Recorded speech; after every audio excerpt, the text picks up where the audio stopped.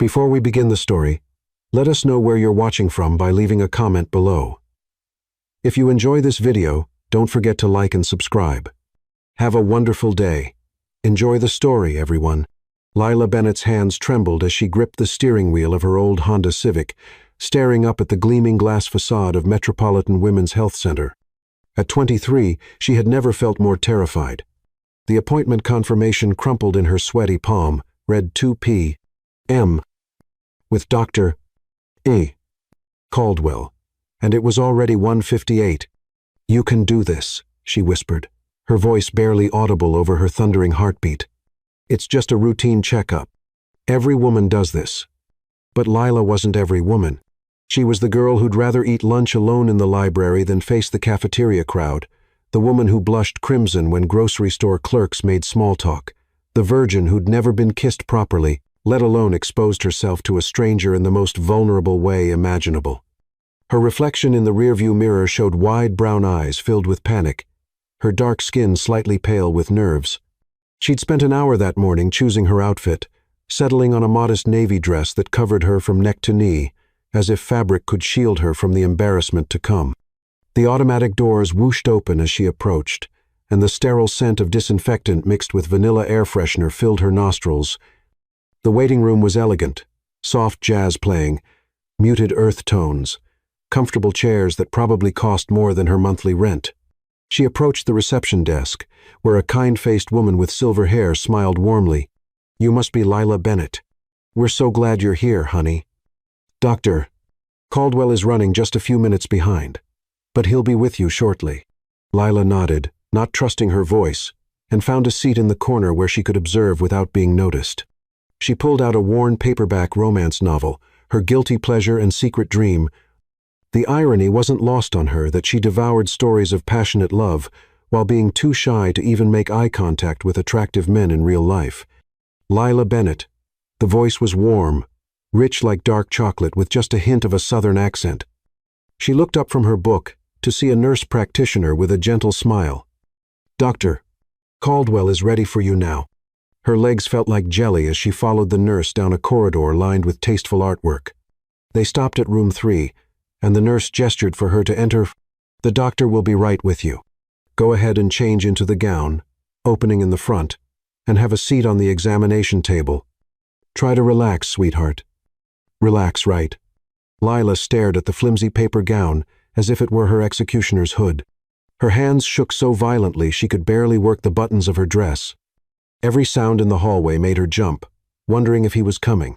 She'd imagined Dr. Caldwell as an older, fatherly figure with kind eyes and gentle hands, someone safe, someone who wouldn't make her feel like a specimen under a microscope. A soft knock at the door made her heart leap into her throat. "Miss Bennett, may I come in?" Even through the door, she could hear something in that voice that made her stomach flutter in a way that had nothing to do with nervousness. Well, not entirely. "Yeah," she managed to croak. The door opened, and Lila's world tilted on its axis. Dr. Ethan Caldwell was nothing like she'd imagined.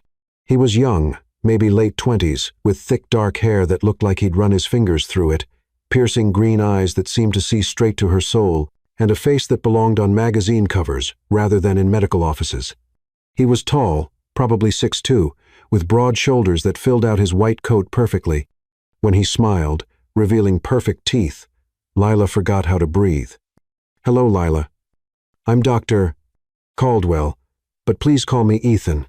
His voice was even more devastating in person, warm and reassuring, with just a hint of southern accent.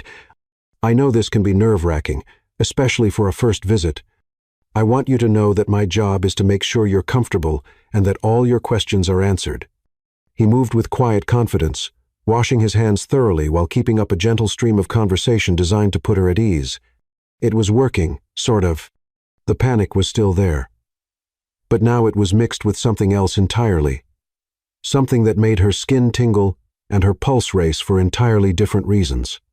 "Have you been having any specific concerns? Or is this just a wellness visit?" Ethan asked, settling onto a rolling stool and maintaining respectful eye contact. Just a checkup," Lila whispered, her voice barely audible. This is my first time seeing a a gynecologist. Something shifted in Ethan's expression, a softness that made her chest tight. I'm honored that you chose our practice for such an important milestone.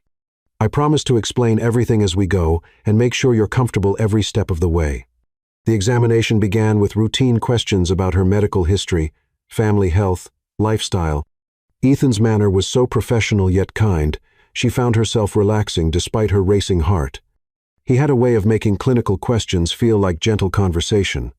Now, I'm going to need you to lie back and place your feet in the stirrups, Ethan said softly. I know it feels vulnerable, but I need you to try to relax your muscles as much as possible. Take deep breaths for me.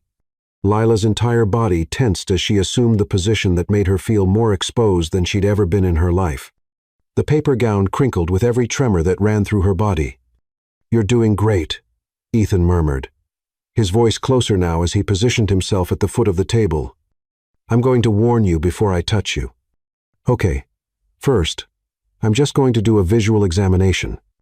The clinical nature of his words should have made this easier, but the gentle tone of his voice was doing things to her that she didn't understand. She squeezed her eyes shut, trying to pretend she was anywhere else in the world. Lila, I need you to try to relax. I can feel how tense you are, and it's going to make this more uncomfortable than it needs to be. Ethan's voice was infinitely patient. Look at me. Against her better judgment, she opened her eyes and met his gaze. Those green eyes held nothing but compassion and professionalism, but there was something else there, too, something that made her breath catch. You're safe with me, he said quietly.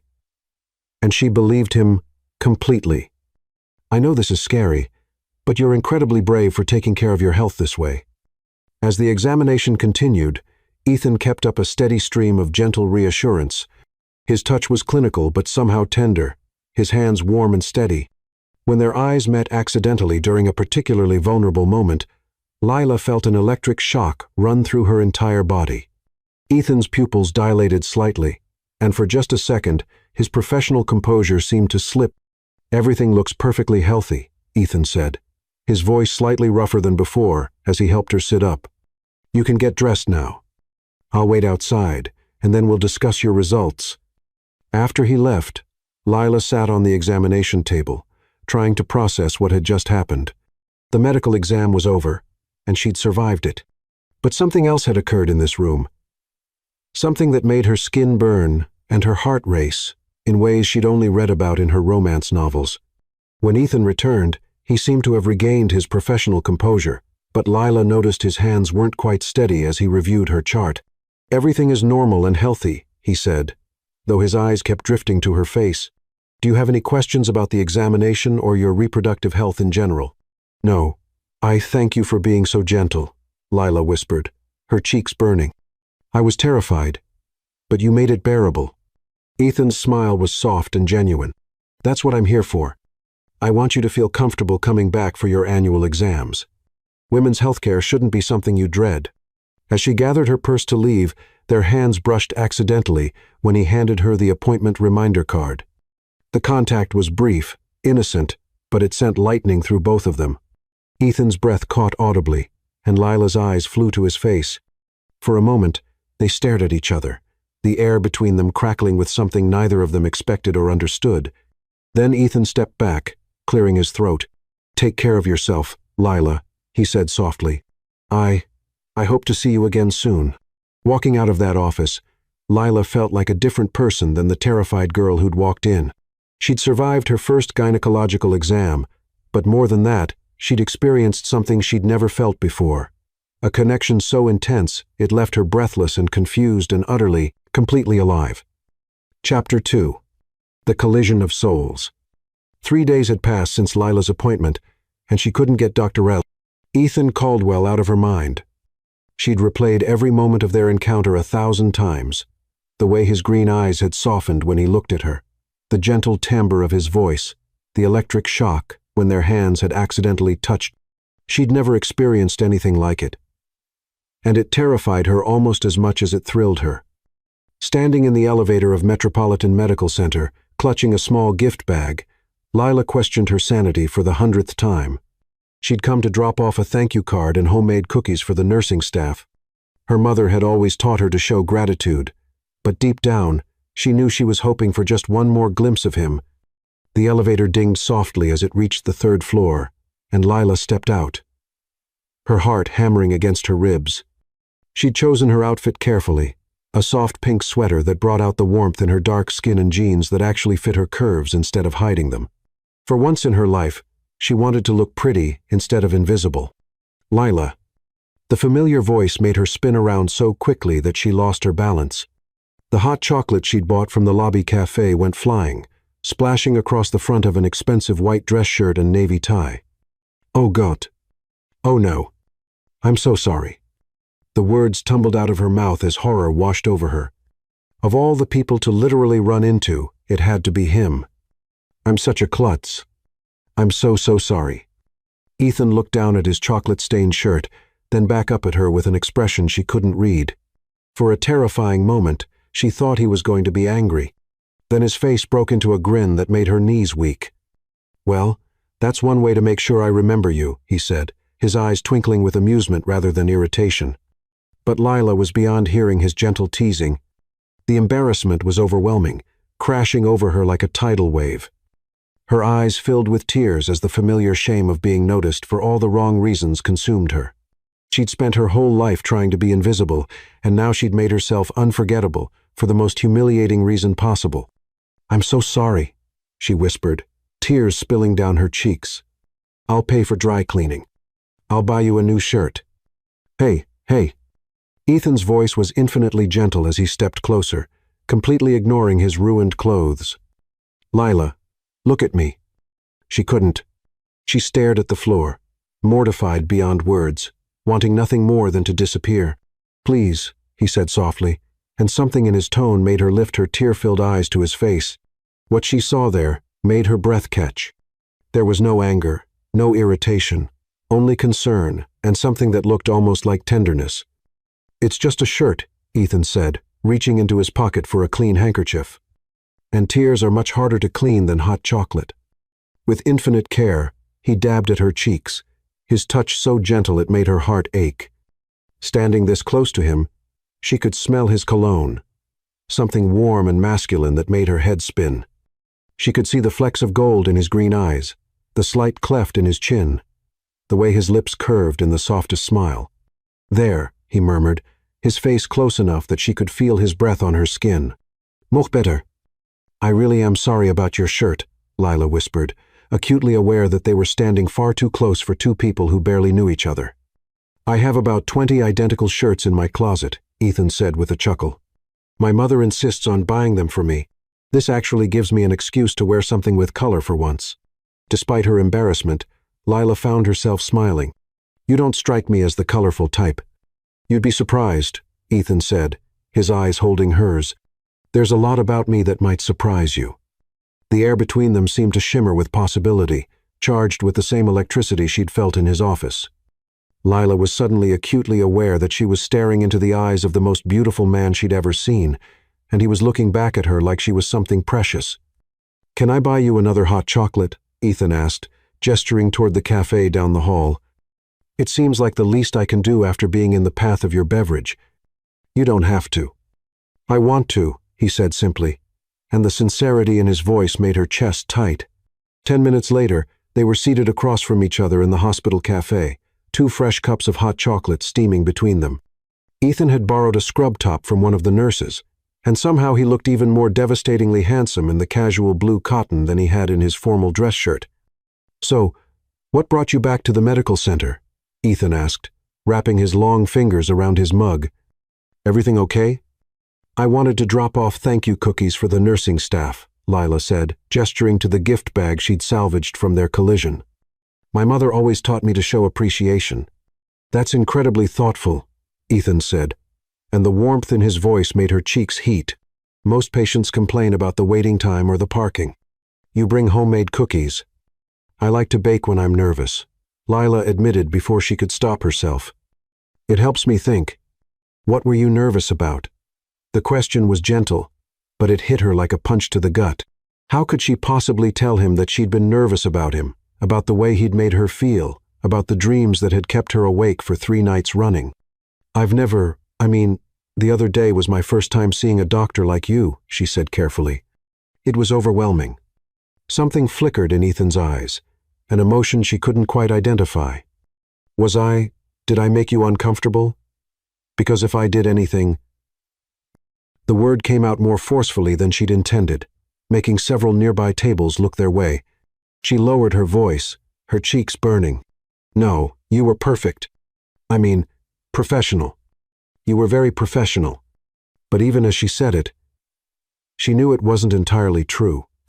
There had been moments during the examination when his professionalism had seemed to slip, when she'd caught him looking at her with something that went beyond clinical interest.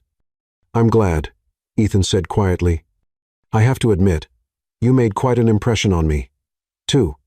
The words hung between them like a confession, heavy with implication. Lila's heart started racing again, but this time it had nothing to do with embarrassment. I did? You did? Ethan's voice was soft, almost intimate, despite the public setting. I've been thinking about you. The admission sent heat spiraling through her entire body. She'd fantasized about this moment, him thinking about her the way she'd been thinking about him, but she'd never imagined it could actually happen. I've been thinking about you too, she whispered, the words slipping out before she could stop them. The smile that spread across Ethan's face was radiant, transforming his handsome features into something that took her breath away completely. Tell me about yourself, Lila, he said, leaning forward slightly. What do you do when you're not bringing cookies to medical staff? I'm a librarian, she said, then immediately felt foolish. I know it's not very exciting. Are you kidding? Ethan's eyes lit up with genuine interest. I love libraries. There's something magical about being surrounded by all those stories, all that knowledge. What's your favorite part about it? No one had ever asked her that before. Most people heard librarian and immediately assumed she was boring, uptight, forgettable. But Ethan was looking at her like she just revealed something fascinating. The children's section, she said, her shyness melting away under his genuine interest. I do storytime twice a week. There's nothing like watching a child's face light up when they discover a new book, a new world they never knew existed. That's beautiful, Ethan said, and she could tell he meant it. You must be wonderful with kids. I love them, Lila admitted. They don't judge you, you know. They just want someone to care about them, to pay attention to them. It's pure and honest. Unlike adults, Ethan said with a rueful smile. What about you? Lila asked, surprising herself with her boldness. What made you want to be a doctor? Ethan's expression grew serious, and for a moment she thought she'd overstepped. Then he began to speak, his voice low and intense. I lost my little sister when I was 16, he said quietly. She was only 12. She'd been having stomach pains for weeks, but the first doctor we saw dismissed it as growing pains. By the time we got a second opinion, her appendix had burst. She died from complications that could have been prevented if someone had just listened to her, taken her seriously. Lila's heart clenched at the pain in his voice. Without thinking, she reached across the table and covered his hand with hers. The contact sent sparks up her arm, but more than that, she felt the tremor that ran through him at her touch. I'm so sorry, she whispered. I swore that day that I'd never dismiss a patient's concerns, never make anyone feel like their pain doesn't matter. Ethan continued, his fingers tightening around hers. Especially women. Too many doctors don't take women's health seriously enough. Is that why you chose gynecology? Partly, Ethan said, his thumb stroking across her knuckles in a way that made her pulse flutter, but also because I wanted to help women feel comfortable with their bodies, with their health care. I wanted to be the kind of doctor I would trust with my sister if she was still here. The pain in his voice was raw, real, and it made Lila want to wrap her arms around him and hold him until it went away. She'd never felt such a strong urge to comfort someone, to ease their suffering. She would be proud of you, Lila said softly. What you do, the way you care for your patients. It's a beautiful tribute to her memory. Ethan's eyes glistened, and when he looked at her, the intensity of his gaze made her feel like she was drowning in the best possible way. How is it possible that I feel like I've known you forever when we just met 3 days ago? He asked. His voice rough with emotion. Lila's breath caught. She felt it too. This impossible connection, this sense of recognition that defied logic. I don't know, she whispered. But I feel it too. They sat in silence for a moment, hands still linked across the table, both trying to process the magnitude of what was happening between them. Finally, Ethan glanced at his watch and sighed. "I have to get back," he said reluctantly. "I have a patient in 20 minutes. "Of course," Lila said, starting to pull her hand away. But Ethan held on, his fingers tightening around hers. "Lila," he said, his voice intense, "I know this is crazy, and I know there are probably a dozen reasons why this is a bad idea, but I can't stop thinking about you. Would you maybe want to have dinner with me sometime?" Her heart stopped, then started again at double speed. Ethan Caldwell. Gorgeous. Successful. Incredible Ethan Caldwell. Was asking her out. Hairplane shy, invisible Leela Bennett. She started, then stopped, overwhelmed by the impossibility of it all. "Think about it," Ethan said gently, releasing her hand to pull out his business card. He wrote something on the back and handed it to her. "That's my personal number. Call me when you decide." As he stood to leave, he paused beside her chair, his hand coming to rest lightly on her shoulder. The touch burned through her sweater, branding her skin. "For what it's worth," he said softly, his lips close to her ear. "I think you're extraordinary." And then he was gone, leaving Lila sitting alone in the cafe, staring at his business card and wondering if her life had just changed forever. Chapter 3. Destiny's Thread. 2 weeks had passed since the coffee shop encounter, and Lila had Ethan's business card memorized. She'd pulled it out a dozen times, her finger hovering over his number, but courage always failed her at the last second. What would she even say? A man like Ethan Caldwell could have any woman he wanted. Why would he be interested in a shy librarian who turned into a stuttering mess whenever he was near? It was Thursday afternoon, and Lila was in her element, surrounded by a circle of 8 children aged 4 to 7 for her weekly story time. This was where she felt most confident, most herself. The children sat cross-legged on the colorful carpet, their faces upturned with rapt attention as she brought the characters to life with different voices and animated gestures. And the brave little mouse said to the enormous elephant, Lila continued, making her voice squeaky and determined, "Size doesn't matter when you have a big heart." The children giggled with delight, and 6-year-old Chloe raised her hand excitedly. "Miss Lila, can you read another one, please? One more?" Lila agreed with a warm smile, reaching for another picture book. "But this time, I need a volunteer to help me tell the story." Several little hands shot up, but before Lila could choose, a familiar voice from the back of the children's section made her heart stop. "Can I volunteer?" Lila's eyes flew up to see Ethan Caldwell standing near the biography section. But he wasn't alone.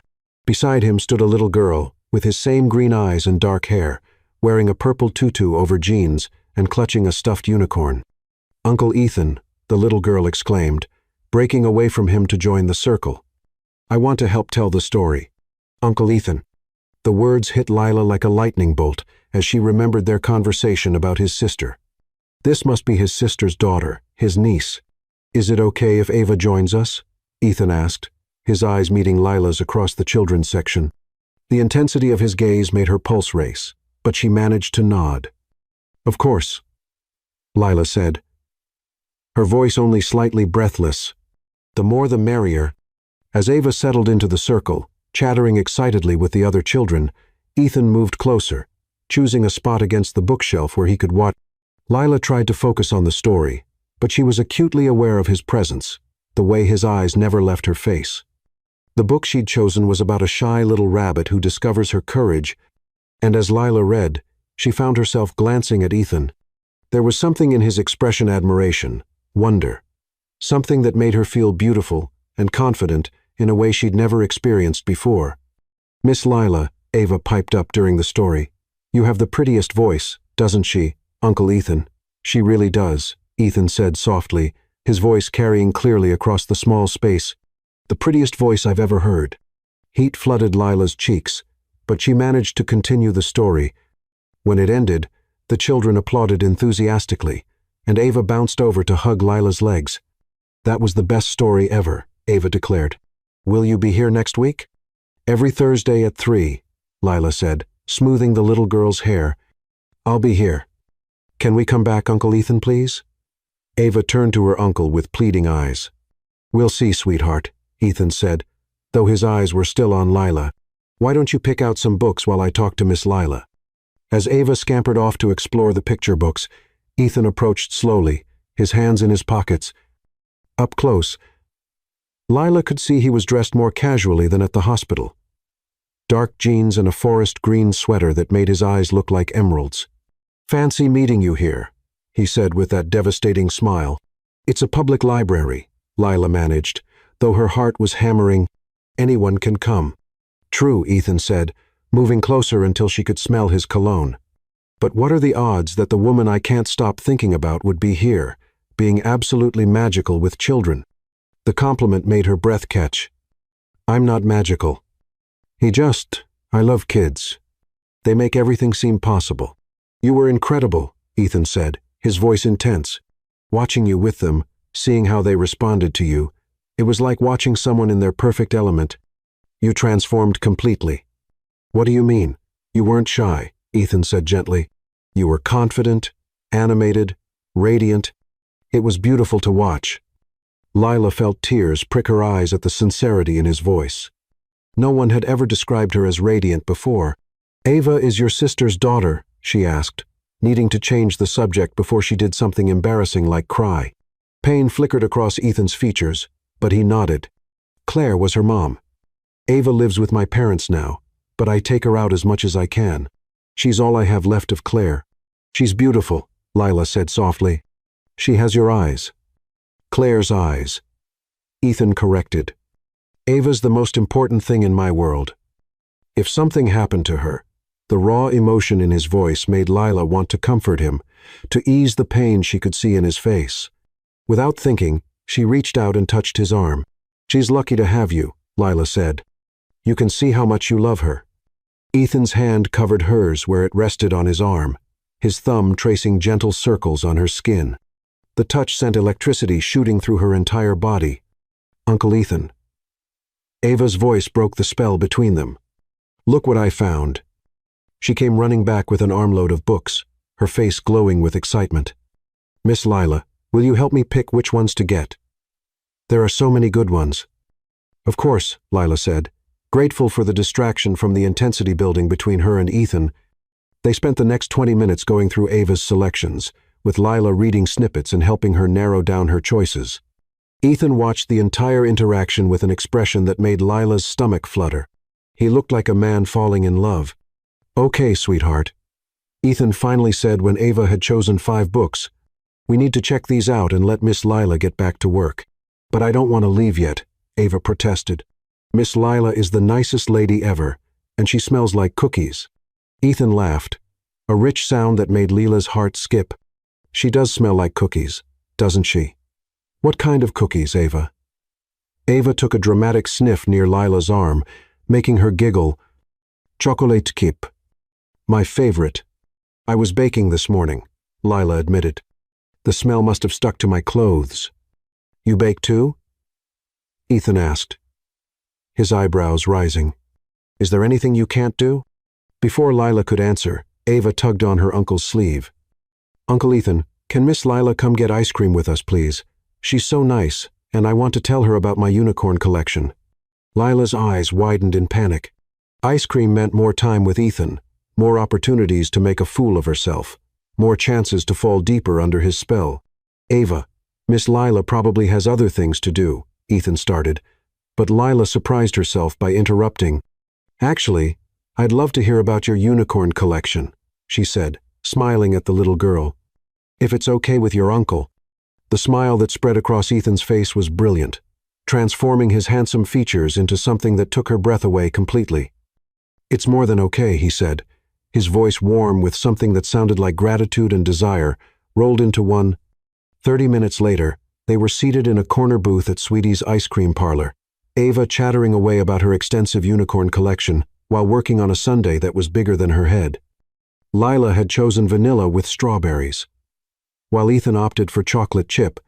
"To match your cookie scent," he'd said with a wink that made her blush. "And this one is Rainbow Sparkle," Ava was saying, showing Lila a photo on Ethan's phone of a pink and purple stuffed unicorn. "She's my second favorite, after Moonbeam." "They're all beautiful," Lila said, genuinely charmed by the little girl's enthusiasm. Do you have names for all of them? Of course. You can't have a unicorn without a proper name, Ava said. Uncle Ethan says naming things makes them more real. Your uncle is very wise, Lila said, glancing at Ethan to find him watching her with an expression that made her pulse race. He's the best uncle in the whole world, Ava declared. He takes me to the zoo and the movies, and he reads me bedtime stories when Grandma and Grandpa are tired, and he makes the best chocolate chip pancakes. Does he now? Lila asked, smiling at Ethan's slightly embarrassed expression. It's the only thing I can cook without burning down the kitchen, Ethan admitted. Thankfully, Ava has simple tastes. I bet you're being modest, Lila said. You seem like the type who would be good at everything you try. Not everything, Ethan said quietly, his eyes holding hers. I'm definitely not good at knowing what to say to beautiful women. The compliment hit her like a physical blow, stealing her breath and making her cheeks burn. Ava, oblivious to the tension between the adults, continued chattering about unicorns and the upcoming school play where she was going to be a fairy princess. Miss Lila, do you have any kids? Ava asked suddenly. No, sweetheart, Lila said softly, but I love spending time with children like you. You should have babies, Ava announced matter-of-factly. You'd be the best mommy ever. Don't you think so, Uncle Ethan? Ethan choked slightly on his ice cream, his face turning red. Ava, that's not really something we should. But she would. Ava insisted. She's so nice, and she smells good. And she tells the best stories. Right, Miss Lila. Do you want to have babies someday? Lila felt like she might die of embarrassment. But when she looked at Ethan, she saw something in his eyes that made her heart race. He was looking at her like he was imagining exactly what Ava had suggested, and the heat in his gaze made her entire body tingle. Maybe someday, Lila managed to whisper, with someone really nice. Someone who would love you lots and lots. Like how Uncle Ethan, Ava continued, completely oblivious to the adults' reactions. Ava, Ethan interrupted gently but firmly. Why don't you finish your ice cream so we can walk Miss Lila to her car? As they left the ice cream parlor, Ava skipped ahead while Ethan and Lila walked slowly behind her. The evening air was cool, and when Lila shivered slightly, Ethan immediately shrugged out of his jacket and draped it around her shoulders. The gesture was so tender, so protective, that it made her eyes sting with tears. Thank you, she whispered, pulling his jacket closer. It smelled like him, warm and masculine and safe. Lila, Ethan said quietly, his voice rough with emotion. I need to ask you something. Her heart started racing. What? That card I gave you 2 weeks ago, did you lose it, or have you just been trying to find a polite way to turn me down? The vulnerability in his voice broke her heart.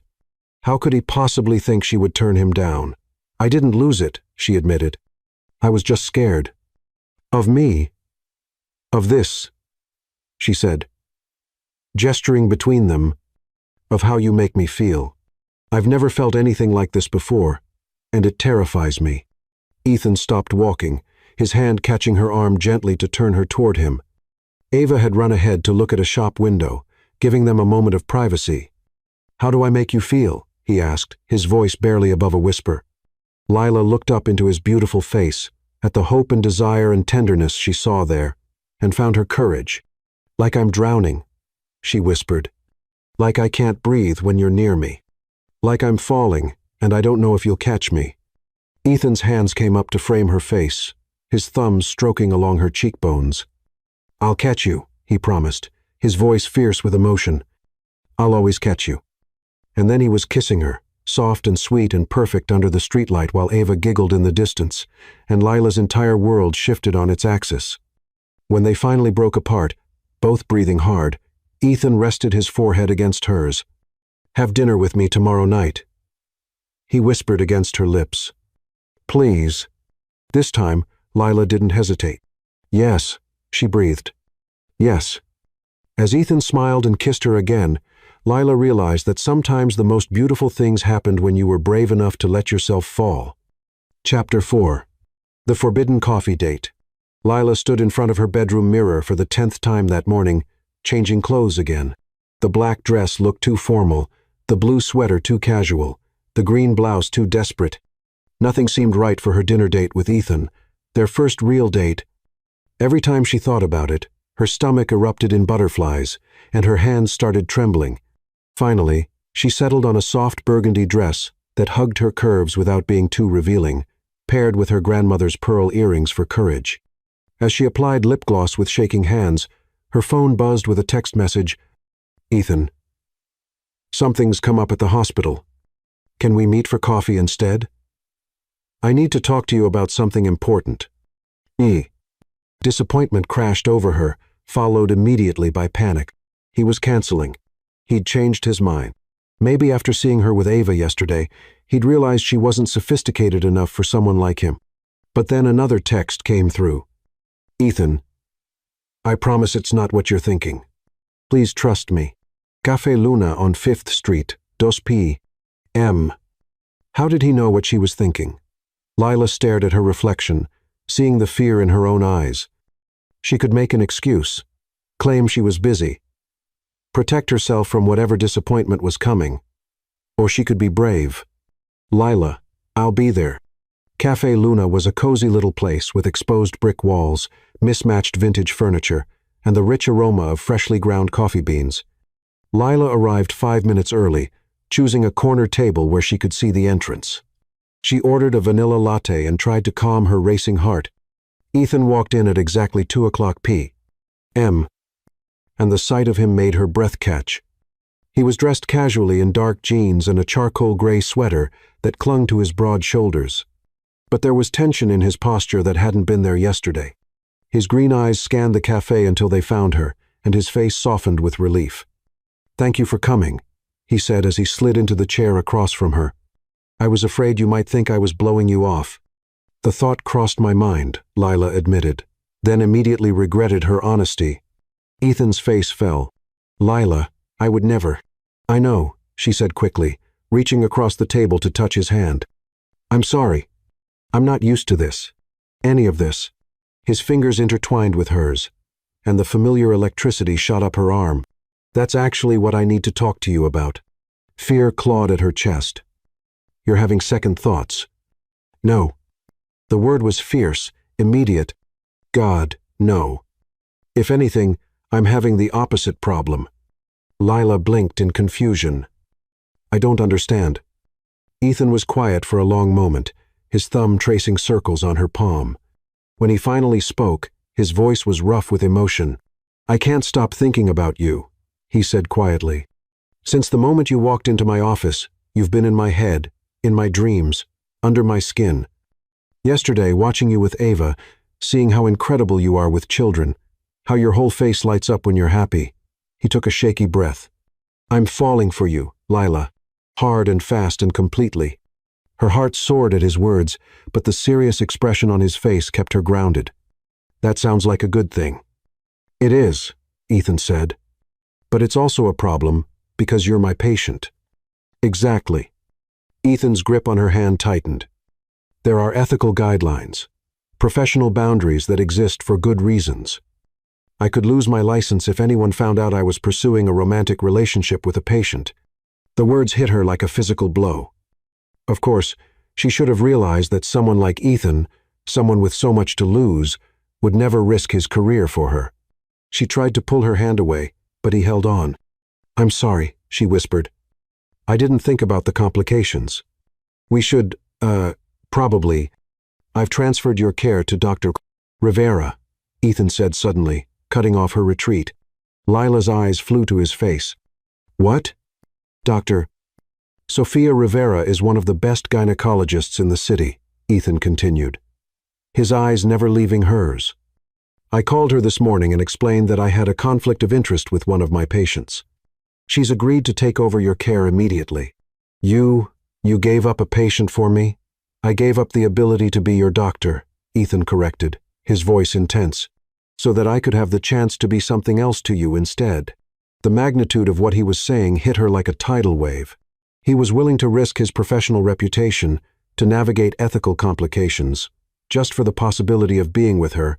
"Ethan, I can't let you do that," she said, tears pricking her eyes. "Your career is too important." "My career is important," he agreed. "But you're more important." The simple statement hung between them, heavy with meaning. No one had ever said anything like that to her before. No one had ever made her feel like she was worth sacrificing for. "I don't understand why," she whispered. "I'm nobody special. I'm just—" "Stop." Ethan's voice was firm but gentle. "Don't you dare finish that sentence." He released her hand and stood up, moving around the table to sit in the chair beside her instead of across from her.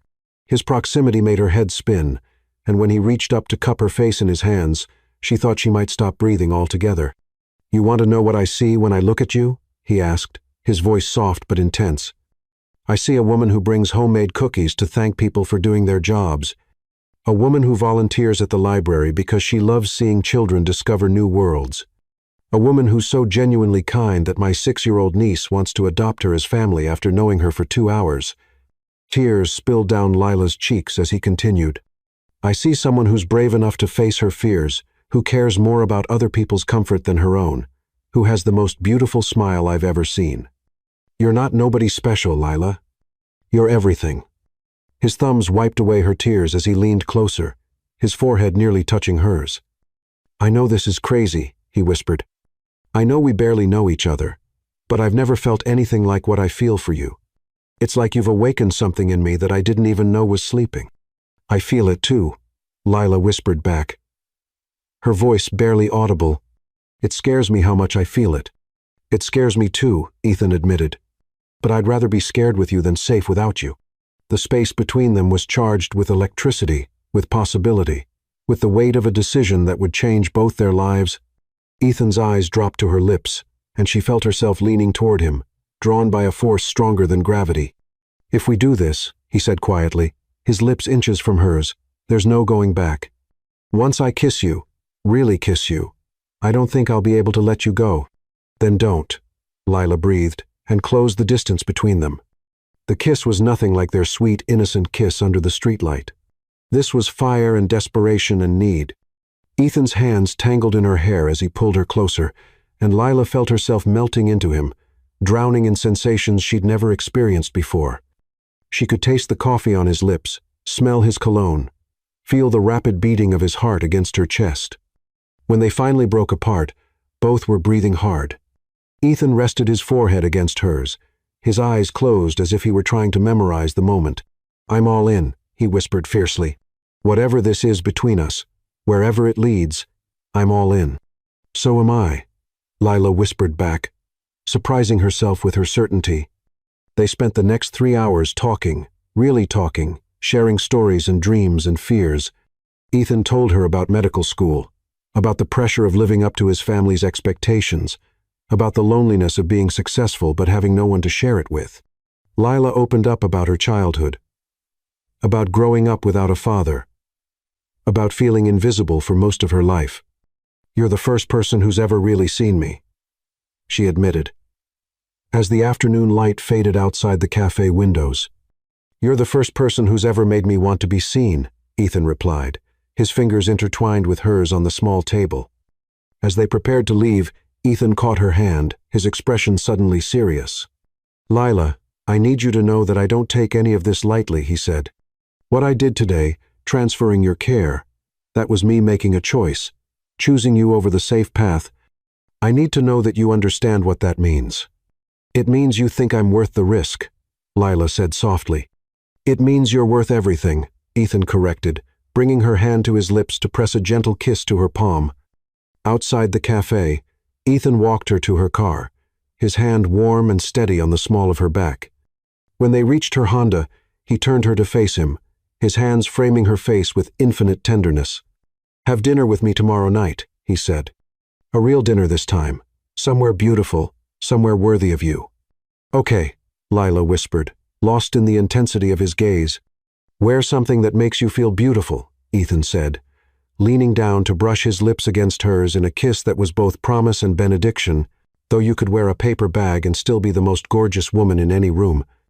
As he walked away, Lila leaned against her car, watching him go. Her lips still tingled from his kisses. Her heart still raced from his touch. And for the first time in her life, she felt like the heroine of her own love story. Ethan Caldwell had given up being her doctor so he could be her everything instead. And as scary as that was, It was also the most romantic thing anyone had ever done for her. Tomorrow night couldn't come soon enough. Chapter 5. The First Touch of Paradise. Lila had never owned a dress that made her feel beautiful. Standing in the boutique dressing room, staring at her reflection, she could hardly believe the woman looking back at her was really her. The emerald green silk dress hugged her curves perfectly, the color bringing out the warmth in her dark skin and making her eyes sparkle.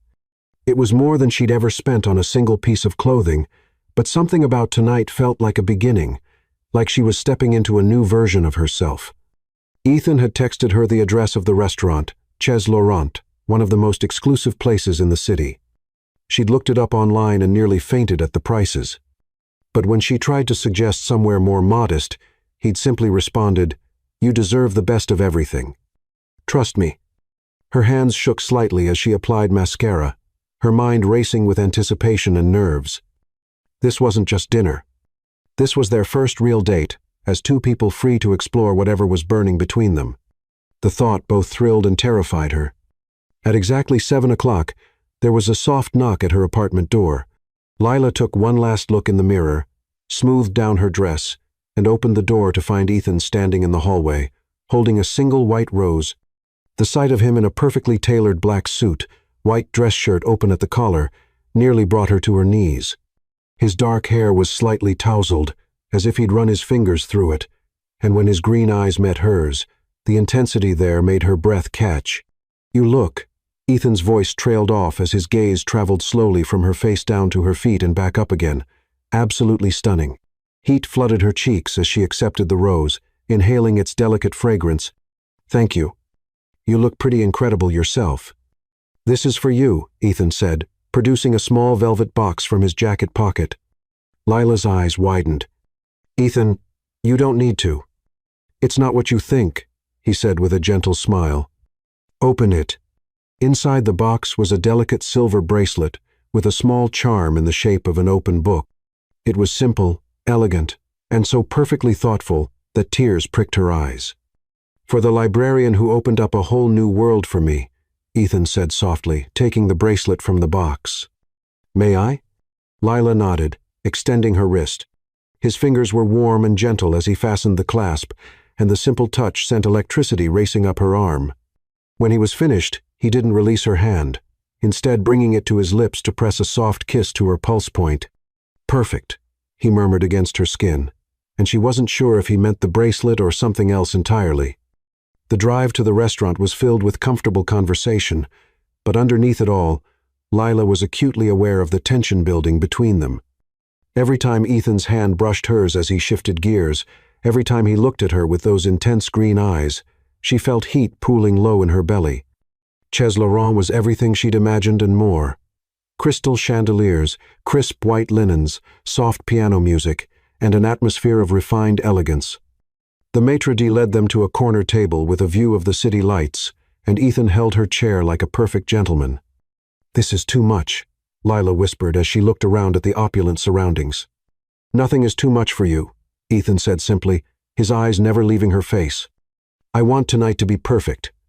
The sommelier appeared to discuss wine pairings, and Lila watched in fascination as Ethan navigated the conversation with easy confidence.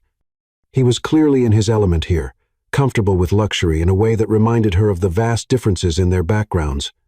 "You're thinking too hard," Ethan said after the sommelier left with their wine selection. "Am I that obvious?" "Your forehead gets this little crease when you're overthinking," Ethan said, reaching across the table to smooth the line with his thumb. "What's worrying you?" "This," Lila said, gesturing around them. "All of this. It's not my world, Ethan. I don't know how to act in places like this. Just be yourself," he said simply. "That's all I want." "But what if myself isn't enough? What if I embarrass you?" Ethan's expression grew serious, and he caught her hands in both of his across the table. "Listen to me very carefully," he said, his voice low and intense. "You could never embarrass me. You're the most genuine, beautiful person I've ever met. I don't care about any of this," he gestured around the restaurant, "except that it gives us somewhere beautiful to share our first real dinner together." The sincerity in his voice made her chest tight with emotion. "I've never dated anyone like you before. I've never dated anyone like you either," Ethan said softly. "I've never wanted to. Their wine arrived, and Ethan made a toast. "To new beginnings," he said, his eyes holding hers. "To taking chances," Lila replied, surprising herself with her boldness. As they sipped their wine and perused the menu, the conversation flowed as easily as it had in the cafe. Ethan told her about his residency, the exhausting hours and impossible demands, but also the incredible privilege of helping people. Lila shared stories from the library, about the elderly man who came in every day to read poetry aloud, about the teenage girl who discovered her love of science fiction through Lila's recommendations. "You have this way of talking about people," Ethan observed as their appetizers arrived. "You see the best in everyone. It's beautiful. Sometimes I think I see people more clearly because I felt invisible for so long," Lila admitted. "I know what it's like to be overlooked." "I could never overlook you," Ethan said quietly. "From the moment you walked into my office, you've been all I can see." The words sent heat spiraling through her, and when their eyes met across the table, the air between them seemed to shimmer with possibility. Dinner was perfect, the food exquisite, the wine smooth and warming. But Lila barely noticed any of it.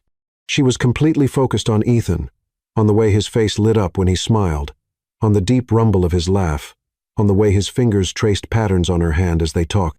"Tell me about your dreams," Ethan said as they shared a decadent chocolate dessert. "Not just the writing, everything you've ever wanted." The question caught her off guard. No one had ever asked her about her dreams before. "I want to matter," she said softly. "I want to make a difference in someone's life, even if it's small. I want to fall in love and be loved back. I want to feel beautiful and desired, and enough." She paused, embarrassed by her honesty. "That probably sounds silly." "It sounds perfect," Ethan said, his voice rough with emotion. "And for what it's worth, you already matter. You've certainly made a difference in my life. You've turned my entire world upside down," he admitted. "A week ago, I thought I had everything figured out. I had my career, my routine, my perfectly ordered life. And then you walked in, and suddenly none of that seemed to matter anymore." The intensity in his voice made her pulse race. "Is that a good thing or a bad thing?" "It's the best thing that's ever happened to me," Ethan said without hesitation. After dinner, Ethan walked her to his car, his hand warm and possessive on the small of her back. Instead of starting the engine immediately, he turned to face her in the dim interior. "I don't want this night to end," he said quietly. "Neither do I," Lila whispered. "Come back to my place," Ethan said, his voice low and rough. "Just to talk. I want to show you something." Lila's heart hammered against her ribs. She knew that going to his apartment would change everything between them, that there would be no going back. But looking into his beautiful face, seeing the desire and tenderness there, she found her answer. "Okay," she breathed. Ethan's penthouse was elegant and masculine, with floor-to-ceiling windows overlooking the city and modern furniture in rich, dark colors. But what caught Lila's attention was the wall of medical journals and textbooks interspersed with framed photos of Ethan with Ava and what must have been his sister, Claire.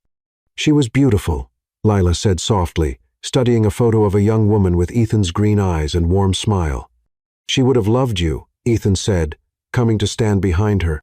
"She always said I needed someone who would challenge me, make me want to be better. Do I do that?" "Every day," he said, his hands coming to rest on her shoulders. "You make me want to be the kind of man who deserves you." Lila turned in his arms, her breath catching at their sudden proximity. His hands slid down to her waist, and she could feel the heat radiating from his body. "Ethan," she whispered, not sure what she was asking for. "I know," he said, his voice strained. "I feel it too."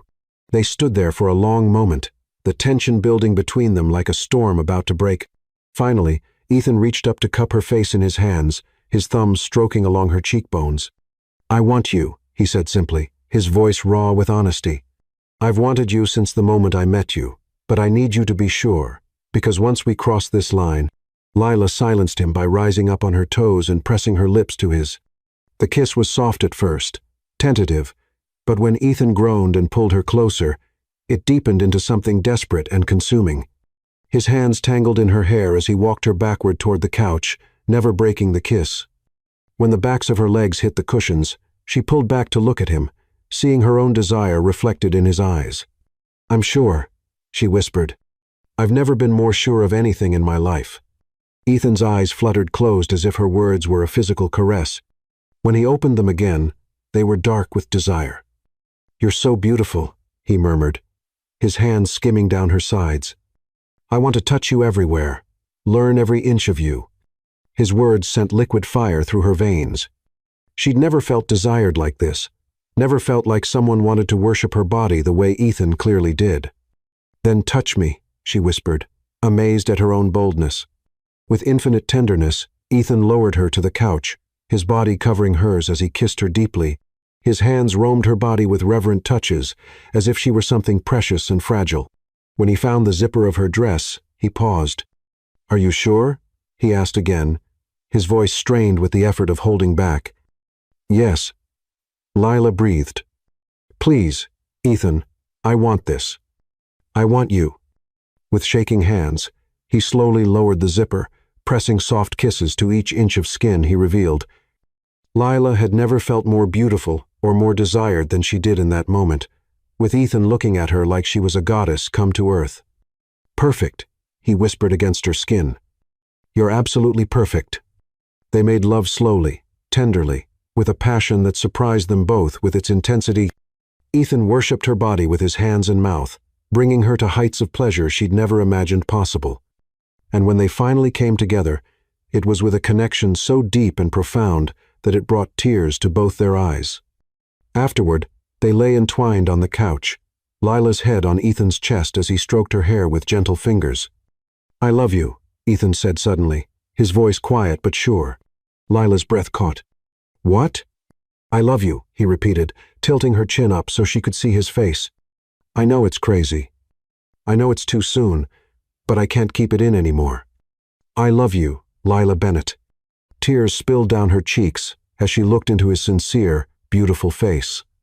"I love you, too," she whispered. "I didn't think I was capable of feeling this much, but you've changed everything." Ethan's smile was radiant as he kissed her again, soft and sweet and full of promise. "Stay with me tonight," he murmured against her lips. "Yes," Lila whispered, knowing that staying meant more than just sleeping in his bed. It meant accepting that her life had changed forever, that she was no longer the invisible, shy librarian she'd always been. She was a woman in love, and for the first time in her life, she was loved in return. Chapter 6. Walls come tumbling down. Lila woke to the sensation of warm lips, pressing gentle kisses along her shoulder blade. Sunlight streamed through the floor-to-ceiling windows of Ethan's bedroom, and for a moment, she forgot where she was. Then Ethan's arm tightened around her waist, pulling her back against his chest, and the memories of the night before came flooding back in vivid detail. "Good morning, beautiful," Ethan murmured against her neck, his voice rough with sleep. Heat flooded her cheeks as she became acutely aware that she was naked in his bed, her body pressed intimately against his. In the harsh light of morning, all her insecurities came rushing back. What must she look like? Her hair was probably a mess, her makeup smudged. "Hey," Ethan said softly, sensing her tension. He gently turned her to face him, his green eyes warm and tender. "What's wrong? I must look terrible." Lila whispered, trying to hide her face against his chest. Ethan caught her chin and tilted her face up to his. "You look like a woman who was thoroughly loved last night," he said, his voice low and intimate. "Which is to say, you look absolutely gorgeous." The sincerity in his voice made her heart flutter, but she still felt self-conscious. "I should probably go home. Let you get ready for work." "It's Saturday," Ethan said with a smile, "and I was hoping you'd let me make you breakfast. I promised Ava I make the best chocolate chip pancakes, remember?" The reminder of his niece made Lila smile despite her nerves. She did seem very sure about that. "The only way to settle it is to let me prove it," Ethan said, pressing a soft kiss to her lips. "Besides, I'm not nearly ready to let you go yet." An hour later, Lila sat at Ethan's kitchen island, wearing one of his dress shirts, which hung to her mid-thigh and made her feel both sexy and cherished. She watched in fascination as he moved around the kitchen with surprising competence, mixing batter and heating the griddle while brewing coffee that smelled like heaven. "You really do know what you're doing," she observed, sipping the perfect cup of coffee he'd handed her. "Claire taught me," Ethan said. his expression growing soft at the mention of his sister. She said any man worth his salt should be able to make breakfast for the woman he loves. The casual way he said the woman he loves made Lila's heart skip. In the clear light of morning, their declarations of love from the night before seemed almost surreal. Had they really said those words? Did he really mean them? Regrets? Ethan asked quietly, as if reading her thoughts. About last night? No, Lila said immediately. Never. But I keep thinking I'm going to wake up and discover this was all a dream. Ethan abandoned the pancake batter and came around the island to stand in front of her, his hands framing her face with infinite tenderness. It's not a dream, he said firmly. You're here in my kitchen, wearing my shirt, and you're the most beautiful thing I've ever seen. I love you, Lila Bennett. And I meant every word I said last night. Tears pricked her eyes at the fierce sincerity in his voice. I love you too, she whispered. I'm just scared. Of what? Of how fast this is happening. Of how much I feel for you. Of the fact that you could have any woman you want, and I still can't believe you chose me. Ethan's expression grew serious, and he pulled her off the stool and into his arms, holding her close. Listen to me, he said quietly, but intensely. I need you to understand something. I didn't choose you in spite of who you are. I chose you because of who you are. Your kindness, your intelligence, your beautiful heart, the way you see the world. That's what made me fall in love with you. But look at this place, Lila said, gesturing around his expensive penthouse. Look at your life. You're successful and sophisticated and lonely, Ethan interrupted. I was lonely, Lila. All of this, he gestured around them, means nothing without someone to share it with. Without you. He cupped her face in his hands, his thumbs stroking along her cheekbones. Do you want to know what I see when I look at you? He asked softly. I see the woman who stayed late at the library to help a struggling student with research. I see the woman who volunteers at the children's hospital, reading to kids who are scared and hurting. I see someone who makes homemade cookies just to say thank you. You have no idea how rare that kind of genuine goodness is. His words broke down her defenses, and she felt tears sliding down her cheeks. You make me want to be a better man, Ethan continued. You make me want to use my success for something more meaningful than just accumulating wealth. You've awakened something in me that I didn't even know was sleeping. You already are a good man, Lila whispered. Look at what you do for your patients, how you care for Ava, how you've honored your sister's memory. Because of you, Ethan said firmly, being with you, seeing the world through your eyes, it's made me remember why I became a doctor in the first place. Not for prestige or money, but to help people. Before Lila could respond, the smoke alarm started shrieking. They broke apart to see smoke pouring from the griddle, where the forgotten pancake batter had burned. So much for impressing you with my cooking skills, Ethan said with a rueful laugh as he rushed to turn off the heat and open windows. I'm very impressed, Lila said, unable to stop giggling at the absurdity of the situation. You've definitely proven you're human. Just barely, Ethan said, waving a dish towel at the smoke alarm until it stopped beeping. How do you feel about ordering breakfast instead? They ended up eating bagels and cream cheese while sitting on his couch, feeding each other bites and talking between kisses. It was domestic and intimate and perfect in its imperfection. Tell me about your family, Lila said, curled up against Ethan's side. Ethan's expression grew complicated. My parents are demanding. My father's a federal judge. My mother comes from old money. They had very specific expectations for my life, including who I should marry. What kind of expectations? Someone from the right family with the right connections. Someone who would enhance the Caldwell name rather than just love their son. Lila's stomach dropped. Someone like me would never meet their expectations.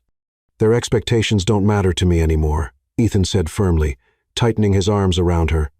I spent years trying to please them, following their blueprint for my life. But you've shown me what it feels like to choose my own path. They're going to hate me. Lila said quietly. They're going to love you because I love you, Ethan said with more confidence than he felt. And if they don't, that's their loss. They spent the rest of the morning wrapped in each other's arms, talking and kissing, and simply enjoying being together. Ethan showed her his collection of medical journals, explaining some of the research he was passionate about. Lila told him about the children's book she'd been working on, about her dream of creating stories that would help kids feel less alone. "I'd love to read it," Ethan said when she mentioned her manuscript. "It's not very good," Lila said automatically. "I doubt that," Ethan said firmly. "You have such a beautiful way with words, such insight into what children need to hear. I bet it's wonderful." His faith in her was both thrilling and terrifying. No one had ever believed in her dreams the way Ethan did. Around noon, Ethan's phone buzzed with a text from his mother. "She wants to have lunch tomorrow," Ethan said, his jaw tightening as he read the message. "She probably wants to lecture me about settling down with someone appropriate." "Maybe you should go," Lila said, though the thought of him discussing his love life with his disapproving mother made her stomach churn. "Not without you," Ethan said immediately. "If I'm going to face the Spanish Inquisition, I want you there with me." "Ethan, I don't think that's a good idea." "I'm not hiding you," he said firmly. "I'm not going to pretend this isn't real or important. You're the woman I love, and they need to accept that." The determination in his voice both thrilled and terrified her. Part of her wanted to hide away in their perfect bubble to avoid the harsh reality of his family's disapproval, but another part of her, the part that was growing stronger every moment she spent with Ethan, wanted to fight for what they had. "Okay," she said quietly. "If you're sure." "I've never been more sure of anything," Ethan said, sealing the promise with a kiss that left her breathless. That afternoon, they took a long walk through the city, holding hands and talking about everything and nothing. Ethan pointed out buildings where he'd worked during residency, favorite restaurants, places that held memories. Lila shared stories about her neighborhood, the small apartment she'd called home for 3 years, the coffee shop where she wrote on weekends. "I want to see it," Ethan said when she described her apartment. "I want to see where you live, where you write, everything that's part of your world." "It's not very impressive," Lila warned, "especially compared to your place." "It's yours," Ethan said simply. "That makes it the most important place in the world to me." They ended up at Lila's apartment that evening, and she felt nervous as she unlocked the door to her modest one-bedroom. But Ethan looked around her small space with genuine interest, taking in the overflowing bookshelves, the cozy reading nook by the window, the framed photos of the children from story time. "It's perfect," he said softly. "It's so completely you." He spent a long time studying her bookshelves, pulling out titles and asking about her favorites. When he found the notebook where she'd been working on her children's book, he looked at her with questioning eyes. "May I?" Lila's heart hammered as she nodded. No one had ever read her writing before. Ethan settled into her reading chair and opened the notebook carefully, as if it contained something precious. Lila paced nervously around her small living room, watching his face for any reaction as he read. The story was about a shy little girl who discovers she has a magical voice that can heal people's sadness. Not exactly subtle, but it came from her heart. After what felt like an eternity, Ethan looked up at her with tears in his eyes. "Lila," he said, his voice thick with emotion, "this is incredible. It's beautiful and touching, and exactly what children need to hear." "Really?" she whispered, hardly daring to believe him. "Really?" Ethan stood and crossed to her, pulling her into his arms. "You have a gift. This needs to be published. I wouldn't even know where to start." "I do," Ethan said firmly. "I have connections in publishing through the hospital's fundraising events. Will you let me help you?" The offer was generous and tempting, but it also scared her. "I don't want you to feel like you have to take care of me." "This isn't about taking care of you," Ethan said seriously. "This is about the world deserving to read your words. You're talented, Lila. Incredibly talented." They made love again that night in her small bed, and somehow it felt even more intimate than the night before, in her own space, surrounded by her books and dreams. Lila felt brave enough to show Ethan parts of herself she'd never revealed to anyone. He worshipped her body with a reverence that made her feel like a goddess, whispering words of love and desire that branded themselves on her heart. Afterward, as they lay tangled in her sheets, Ethan traced lazy patterns on her bare shoulder. "Move in with me," he said suddenly. Lila's breath caught. "What?" "Move in with me," Ethan repeated, propping himself up on his elbow to look at her. "I know it's fast. I know it's crazy, but I can't stand the thought of spending another night without you. Ethan, We've known each other for less than a month, and I've been more myself in these past few weeks than I've been in my entire life," he said intensely. "I don't want to go slow anymore, Lila. I don't want to waste time pretending this isn't the most important thing that's ever happened to me." The raw honesty in his voice made her chest tight with emotion. "Your parents are going to think I'm a gold digger." "I don't care what they think," Ethan said fiercely. "I care what you think. I care what you want." "I want you," Lila whispered. "All of you. Forever. But I'm scared of moving too fast, of losing myself in your world." "You could never lose yourself," Ethan said softly, cupping her face in his hands. "You're too strong, too genuine. If anything, you'll make my world better just by being in it. What if we don't work out? What if?" Ethan silenced her fears with a kiss that was both tender and passionate. "We will work out," he said against her lips. "We have to, because I can't imagine my life without you anymore."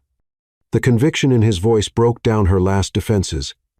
She thought about how lonely her apartment would feel without him, how empty her bed would be after having him in it.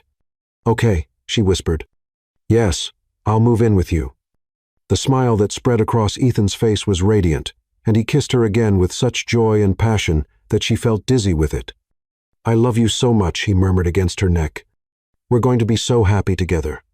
As they fell asleep in each other's arms, Lila felt like she was stepping off a cliff into the unknown, but with Ethan holding her close, his heart beating steadily against her back, she wasn't afraid of falling anymore.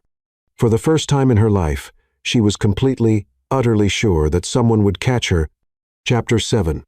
The Snake in Paradise. 3 weeks had passed since Lila moved into Ethan's penthouse, and they had been the happiest weeks of her life. She'd never imagined that love could feel this complete, this all-consuming. Every morning she woke up in Ethan's arms felt like a gift. Every kiss still sent electricity through her veins, and every night they made love with a passion that left them both breathless.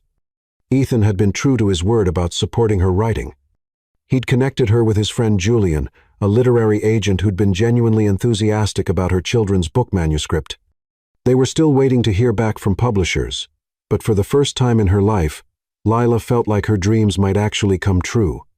She was in the kitchen, making Ethan's favorite dinner herb-crusted salmon with roasted vegetables when the elevator chimed, announcing his arrival home from the hospital. Her heart did its usual flutter of anticipation as she heard his keys in the door. "Something smells incredible," Ethan called out as he entered, and Lila could hear the smile in his voice. "Perfect timing," she called back, adding the finishing touches to their plates. "Dinner's just ready." But when she turned around with the plates in her hands, expecting to see Ethan's warm smile and hungry eyes, she instead found him standing frozen in the living room. Behind him stood a woman who could only be his mother, tall, elegant, with perfectly coiffed silver hair and cold blue eyes that were currently taking in every detail of Lila's appearance with obvious distaste. Margaret Caldwell was everything Lila had expected and feared. She wore a cream-colored Chanel suit that probably cost more than Lila made in 6 months. And her posture radiated the kind of confidence that came from a lifetime of privilege. When her gaze swept over Lila, it was like being examined by a predator. "Mother," Ethan said, his voice tight with tension, "I wasn't expecting you." "Clearly," Margaret replied, her tone arctic. "I thought I'd surprise you, though it seems I'm the one who's been surprised." The silence stretched uncomfortably as Margaret continued to stare at Lila, who stood clutching the dinner plates like a shield. Ethan moved quickly to her side, his hand finding the small of her back in a gesture of support and possession. "Mother, I'd like you to meet Lila Bennett," Ethan said, his voice carefully controlled. "Lila, this is my mother, Margaret Caldwell." "It's nice to meet you, Mrs. Caldwell," Lila managed, setting down the plates and extending her hand. Margaret looked at the offered hand for a long moment before taking it with the tips of her fingers, as if Lila might be contagious. "Miss Bennett," Margaret said coolly, "how interesting to finally meet you." "Finally?"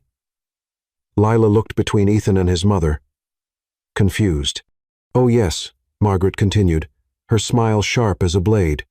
"Ethan's been quite secretive about his new living arrangement. I had to hear about it from Eleanor Prescott at the country club.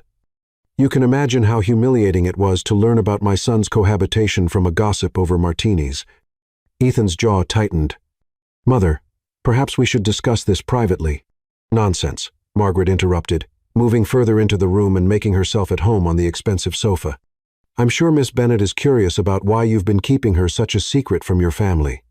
Lila felt like she'd been slapped. Secret? Is that what she was? Lila isn't a secret, Ethan said firmly. I've been waiting for the right time to introduce her to the family. The right time? Margaret repeated with a laugh that held no warmth. How long has it been now? A month? 2? Living together? Playing house? Her gaze swept over Lila's casual jeans and sweater with obvious disapproval. How very modern.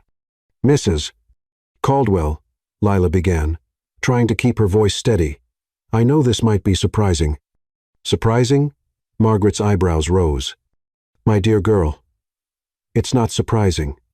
It's exactly what I expected. What do you mean? Lila asked, though she wasn't sure she wanted to hear the answer. Margaret stood and moved to the window, looking out at the city lights as if she owned them all. Ethan has always had a tendency toward charity cases. In medical school, it was the scholarship students he felt sorry for. During residency, it was the patients who couldn't afford proper care. And now, that's enough, Ethan said, his voice dangerously low. But Margaret continued as if he hadn't spoken. Now it's a little librarian who's managed to convince him she's something special. She turned back to face them, her smile cold and calculated. Tell me, Miss Bennet, what is it exactly that you bring to this relationship? Besides the obvious, of course. Lila felt the blood drain from her face. The cruelty in Margaret's voice was breathtaking in its casual brutality. Mother, stop this right now, Ethan warned, moving protectively in front of Lila. I'm simply trying to understand, Margaret said with false innocence. My son is a brilliant surgeon with unlimited potential. He could have any woman he wants. Women from good families, women with education and breeding and something to offer besides. She gestured vaguely at Lila. Whatever this is love, Ethan said fiercely. Something you've never understood. Margaret's mask slipped for a moment, revealing genuine anger underneath. Love? Ethan, you're 30 years old. It's time to stop confusing lust with love and start thinking about your future, about the Caldwell legacy. The Caldwell legacy? Ethan laughed bitterly. You mean the legacy of cold, loveless marriages for the sake of social climbing? No. Thank you. Your father and I have built something meaningful. You and father have built a business arrangement. Ethan cut her off. You've never loved each other a day in your lives. Margaret's composure cracked entirely. How dare you? Everything we've done has been for you, for your future, and this is how you repay us. By throwing it all away for some nobody from the wrong side of town? The words hit Lila like physical blows. She'd known this moment would come eventually, but she hadn't been prepared for the sheer venom in Margaret's voice, the casual way she dismissed Lila's worth as a human being. I should go, Lila whispered, backing toward the bedroom. No, Ethan said firmly, catching her hand. You're not going anywhere. This is your home, too. But Margaret wasn't finished.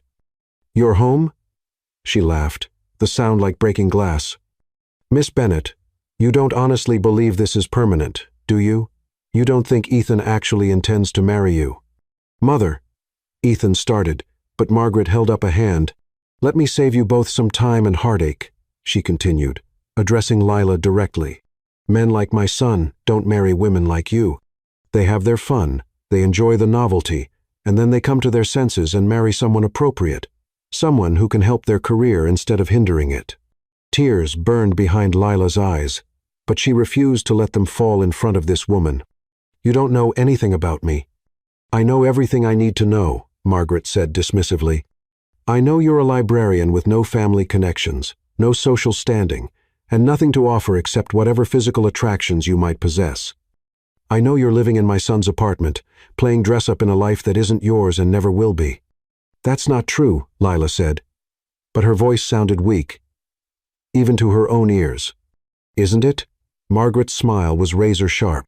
Tell me, Miss Bennet, what exactly do you contribute to this relationship? Ethan pays the rent, buys the food, no doubt finances your little writing hobby. What do you do besides provide convenient companionship? Each word was like a knife, cutting away at the confidence and happiness Lila had built over the past month.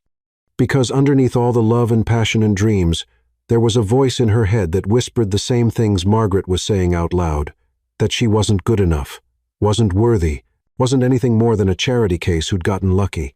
She contributes everything that matters, Ethan said, his voice shaking with rage. She contributes kindness and intelligence and genuine love. She makes me a better person. She makes me happy. Happiness is a luxury you can't afford, Margaret snapped. You have responsibilities, obligations. The free clinic you're so passionate about, who do you think funds it? The research grants, the equipment, the staff salaries. It all comes from the Caldwell Foundation, and that foundation exists because your father and I made the right choices, married the right people, built the right connections. Ethan went very still. What are you saying? I'm saying that if you insist on continuing this dalliance, you'll be doing it without family support, financial or otherwise. The threat hung in the air like poison gas. Lila watched Ethan's face cycle through shock, anger, and something that looked horribly like calculation.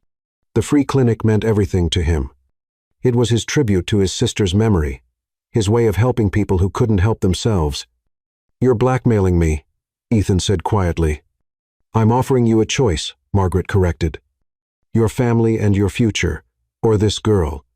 Choose wisely. Lila couldn't breathe.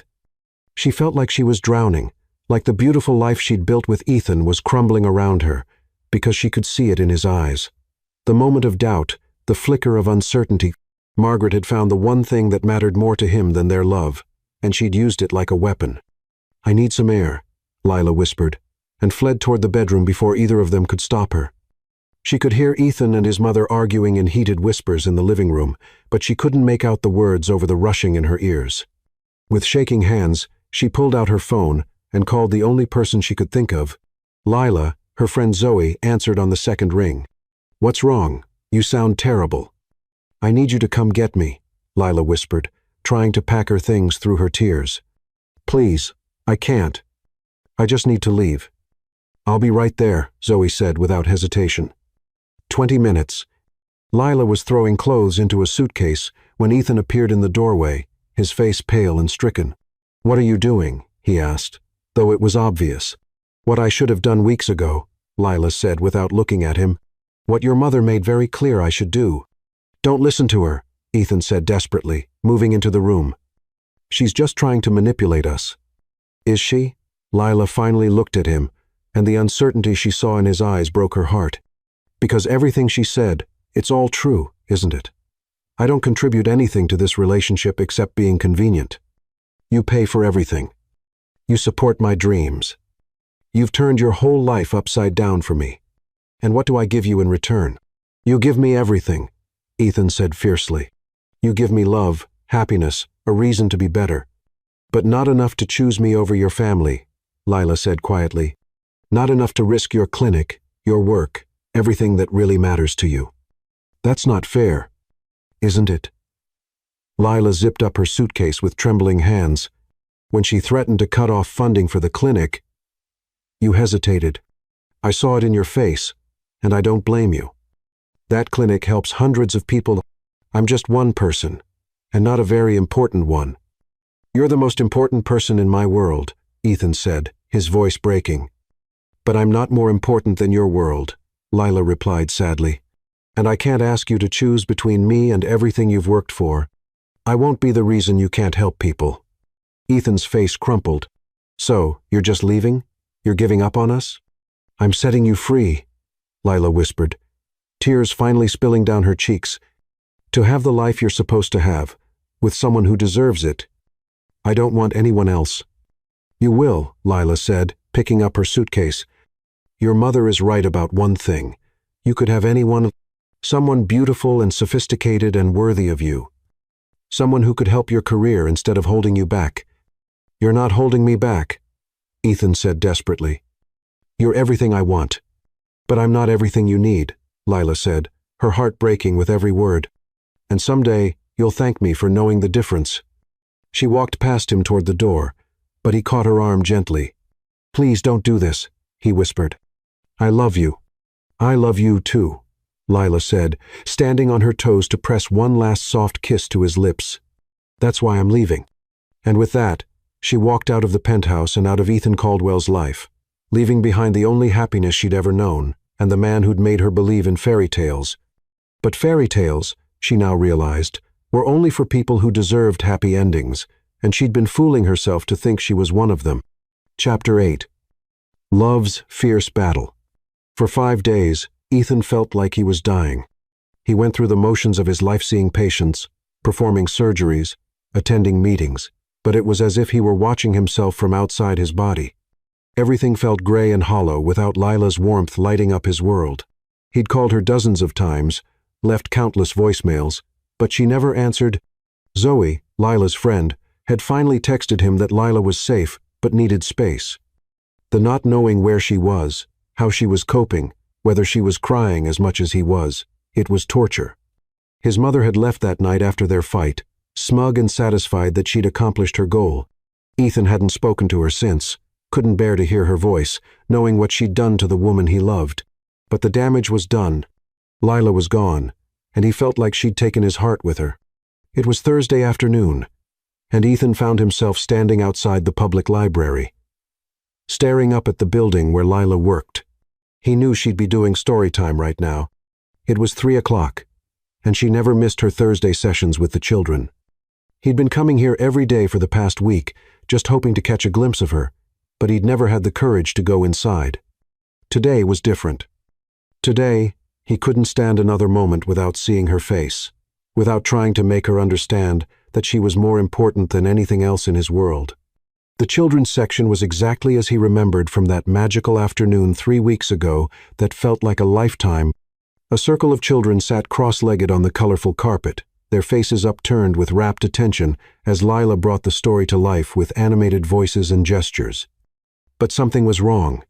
Even from across the room, Ethan could see that Lila looked pale and drawn.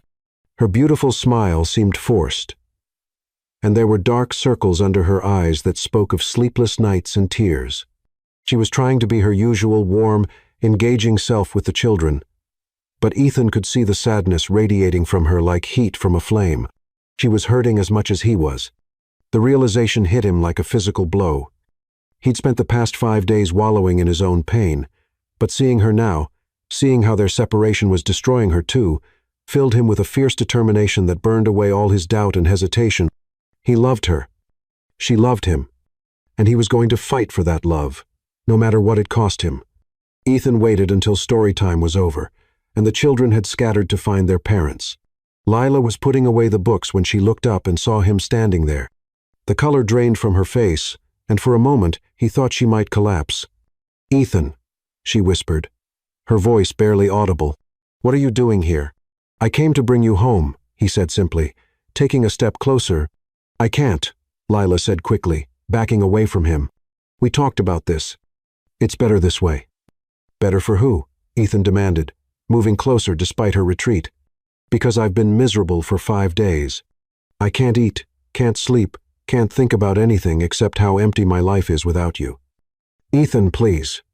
Look at you," he said gently, taking in her pale complexion and the tremor in her hands. "You're suffering just as much as I am. How is that better?" Tears filled Lila's eyes, but she blinked them back stubbornly. "It's temporary. We'll both move on." "I don't want to move on," Ethan said fiercely. "I want you, only you, forever. But the clinic, your family's money—" "Fuck the money," Ethan said, his voice rough with emotion. "Fuck my mother and her threats and her manipulations. I don't need the Caldwell Foundation to run the clinic. I'll find other funding, other donors. I'll mortgage my apartment, sell everything I own if I have to."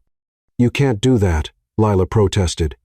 "The clinic helps so many people, and I'll find another way to help them," Ethan said firmly. "But I won't do it at the cost of losing you. I won't let my mother destroy the best thing that's ever happened to me." Lila was crying now, tears streaming down her cheeks as she shook her head. "You don't understand. She was right about everything. I don't belong in your world. I'm not sophisticated enough. I don't have the right connections. You think I care about sophistication?" Ethan moved closer, his voice intense and passionate. "You think I give a damn about connections? Lila, You're the kindest, most genuine person I've ever met. You make me laugh. You make me think. You make me want to be the best version of myself. You're brilliant and beautiful, and you have the most generous heart in the world. But I can't help your career. You help my soul, Ethan said, reaching out to cup her face in his hands. You help me remember why I became a doctor in the first place. You make me feel alive in ways I never thought possible. Your mother will never accept me, Lila whispered. Then she'll lose us both, Ethan said without hesitation. Because I'm not giving you up. Not for her, not for money, not for anything. Ethan, I love you, he said fiercely, his thumbs wiping away her tears. I'm in love with you. Completely and irrevocably. You're not just some convenient companion or charity case. You're the woman I want to spend the rest of my life with. Lila's breath caught. What are you saying? Ethan dropped to one knee right there in the children's section of the public library, pulling a small velvet box from his jacket pocket. Several library patrons stopped to stare, but he only had eyes for Lila. I'm saying marry me, he said, his voice shaking with emotion. Lila Bennett, will you marry me? Will you let me spend the rest of my life proving to you how extraordinary you are? Will you help me build a life that's about love instead of obligation? About making a difference instead of making connections?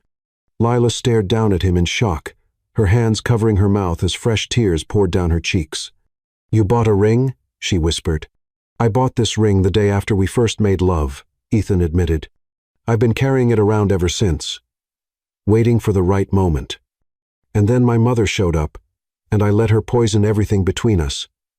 And I realized there might never be a right moment if I didn't make one.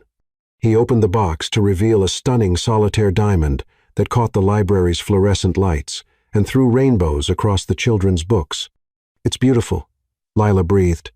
It's yours, Ethan said simply. Just like my heart, my future, everything I am. I don't care what my family thinks. I don't care about their money or their threats. I care about you, only you.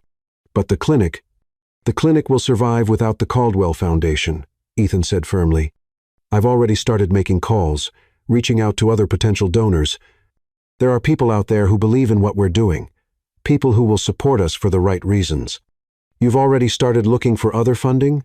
Lila asked, hope creeping into her voice. The morning after you left, Ethan said, because the only thing that matters to me is getting you back. Everything else is just details we can figure out together. Lila looked down at him, kneeling before her, this brilliant, successful, devastatingly handsome man who was willing to risk everything for her love. For the first time since that horrible night with his mother, she let herself believe that maybe fairy tales weren't just for other people. What if your mother tries to sabotage the new funding? She asked. Then we'll deal with it together, Ethan said without hesitation. What if people think I'm a gold digger now that you've chosen me over your family's money? Ethan's face broke into the first real smile she'd seen from him in days. Then they'd be idiots. Anyone who spends 5 minutes with you can see that you'd give the shirt off your back to help someone else. I'm scared, Lila whispered. So am I, Ethan admitted. But I'm more scared of living without you than I am of facing whatever challenges come our way. He took her hand in his touch warm and steady and safe. Marry me, Lila, he said again, his voice soft but sure. Let me love you for the rest of our lives. Let me show you every day how precious you are, how lucky I am to have found you.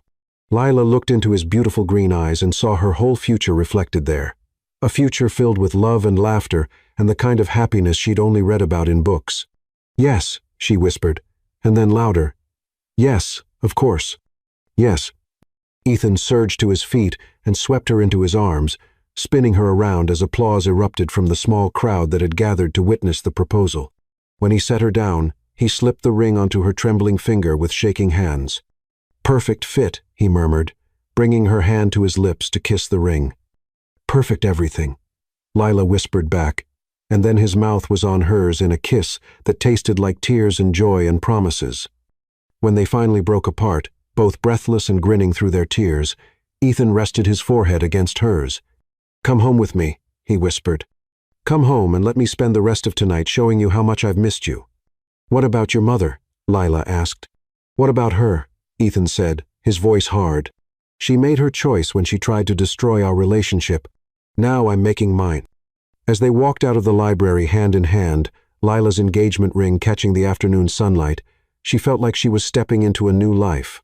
A life where she was brave enough to fight for love, where she was strong enough to believe she deserved happiness. Ethan had chosen her over everything else, and now she was choosing to trust in their love, no matter what obstacles lay ahead, because some things were worth fighting for, and the love they shared was the most precious thing of all.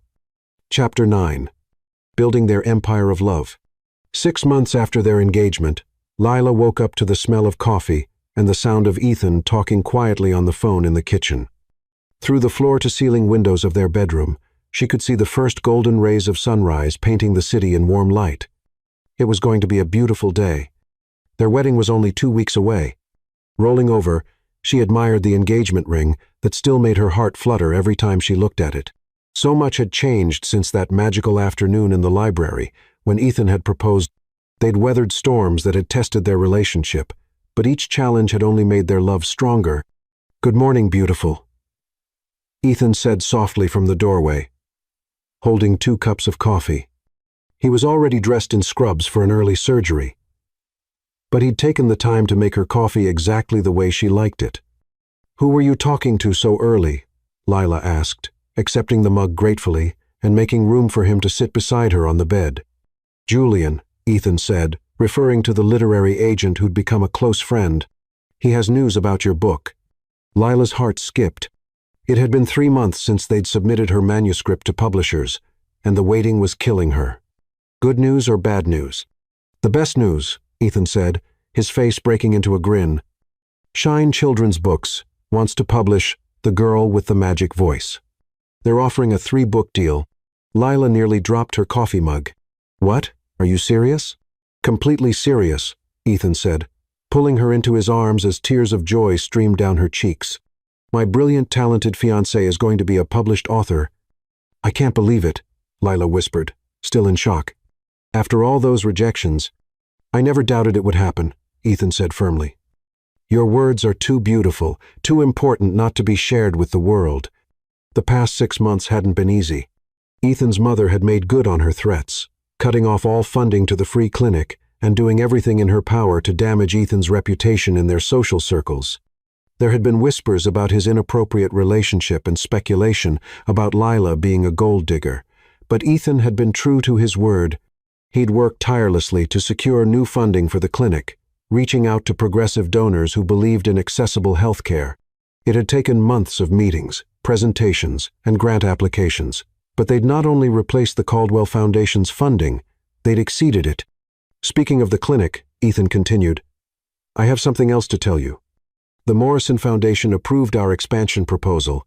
We're going to be able to open 2 new locations and hire 6 more doctors." Lila's eyes widened. "That's incredible, Ethan. That's even bigger than what you had with your family's money." "It's better," Ethan said, his voice filled with satisfaction. "Because we built this ourselves, with people who believe in what we're doing for the right reasons. No strings attached, no family politics, just pure dedication to helping people." The journey hadn't been without its personal challenges either. 2 months after their engagement, Lila had received devastating news. Her manuscript had been rejected by 8 publishers in a row. She'd fallen into a dark spiral of self-doubt, convinced that Margaret Caldwell had been right about her not being good enough. Ethan had found her crying over her laptop one evening, ready to give up on her dreams entirely. "I'm never going to be a real writer," she'd sobbed. "I was fooling myself thinking I had any talent." "Hey," Ethan had said firmly, kneeling beside her chair and turning her to face him. "Remember what you told me about the children at story time, about how their faces light up when they discover new worlds? That's different." "No, it's not," Ethan had insisted. "You have a gift for reaching people, for making them feel understood and valued. One day, some little girl is going to read your book and realize she's not alone. That being shy and different doesn't mean she's less worthy of love. That's what real writers do. They change lives." He'd been right, of course. And now, holding the coffee he'd made her while sharing the news of her book deal, Lila felt overwhelmed with gratitude for this man who'd never stopped believing in her. "There's something else," Ethan said, his voice growing serious. "My father called yesterday." Lila tensed. Ethan's parents had completely cut them off after the engagement announcement. His father had been coldly disappointed rather than explosive like his mother, but the result had been the same. Total estrangement from the Caldwell family. "What did he want?" she asked carefully. "To invite us to dinner," Ethan said, watching her face for her reaction. "Apparently, word about the clinic's expansion and your book deal has reached their social circles. Suddenly, we're interesting again." "What did you tell him?" "I told him I'd discuss it with my fiancé and get back to him," Ethan said. "The decision is yours, Lila.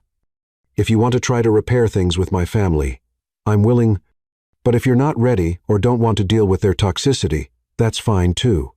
Lila considered this carefully. Part of her wanted nothing to do with people who treated their love as something shameful and disposable. But another part of her, the part that had grown stronger and braver over the past months, wanted to face Margaret Caldwell again as an equal. "I want to go," she said finally, "but on our terms. We tell them about our lives, our successes, and if they can't be genuinely happy for us, we leave."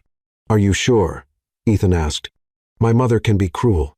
"Manipulative, classiste," Lila replied. "I know exactly what she can be.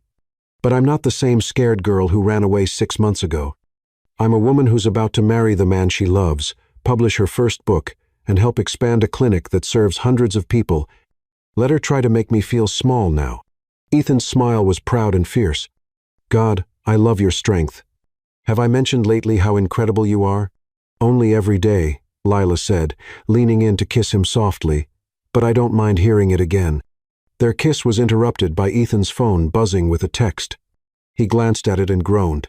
"I have to go," he said reluctantly. "Emergency surgery. But tonight, we celebrate. Dinner at Chez Laurent to commemorate your book deal." "The place where we had our first real date," Lila smiled. "Perfect." After Ethan left for the hospital, Lila got ready for her own day. She'd kept her job at the library even after moving in with Ethan. She loved the work too much to give it up, and it was important to her to maintain her independence. Today was Thursday, which meant story time, and she had a special surprise for the children. The book she'd written had been inspired by her weekly sessions with the kids, and she'd been working on a sequel specifically for them. Today, she was going to read them the first draft and get their input. The best focus group in the world. "Miss Lila." Ava Caldwell came running up as soon as Lila entered the children's section. At 7 now, Ava was one of Lila's most devoted fans, and she'd been over the moon when she learned that her beloved Uncle Ethan was marrying her favorite librarian. "Hi, sweetheart," Lila said, hugging the little girl. "Are you ready for a special story today?" "Is it the one you wrote?" Ava asked, bouncing with excitement. "Uncle Ethan said you wrote a real book." "I did," Lila confirmed. "And today, you all get to be the first people to hear my newest story." As the children gathered for story time, Lila felt a familiar flutter of nerves.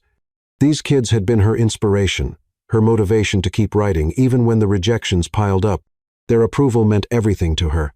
"This story," she began, "is about a little boy who thinks he's ordinary but discovers that the things that make him different are actually his greatest strengths."